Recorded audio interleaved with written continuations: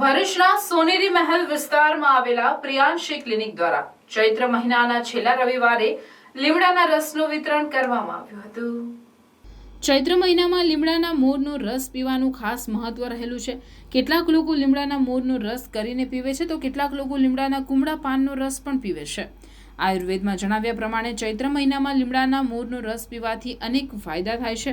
પહેલાના જમાનામાં તો લોકો દાંતણ માટે લીમડાની ડાળી વાપરતા હતા। એનાથી દાંતમાં થતો સડો, મોંમાંથી આવતી દુર્ગંધ અને પેઢામાંથી લોહી નીકળતું બંધ થાય છે। લીમડાની ડાળીનો દરરોજ ઉપયોગ કરવામાં આવે તો દાંતની તકલીફો આવતા પહેલા જ અટકી જાય છે। આ બાબતે ડોક્ટર પ્રિયાંશી ચૌહાણે જણાવ્યું હતું કે જો લીમડાનો કડવો રસ પેટમાં ઉતરે તો પાચન પણ સુધરે છે। આની અસર ઉનાળામાં જોવા મળતી અળાઈ, ફોડલી અને ગુમડા સહિત ચામડીના રોગો સામે રક્ષણ મળે છે। શ્રી પ્રિયાંશી આયુર્વેદિક ક્લિનિક, જનરલ પ્રેક્ટિસ અને આયુર્વેદિક પ્રેક્ટિશનર। અત્યારે ચૈત્ર મહિનાનો છેલ્લો રવિવાર છે, એ નિમિત્તે અમે લીમડાના રસનું અને લીમડાની ટેબ્લેટનું ફ્રીમાં વિતરણ કરવાનું આયોજન આખું ગોઠવું છે। તો તમે ચોક્કસ એનો લાભ લો। લીમડાની ટેબ્લેટ અને એનાથી શું શું ફાયદાઓ થાય છે એ પણ અમે અહીંયા જણાવીએ છીએ। લીમડાનો રસ પીવાથી સ્કિનના રોગો સારા થાય છે, વાળ સારા થાય છે, પાચન તંત્ર સુધરે છે।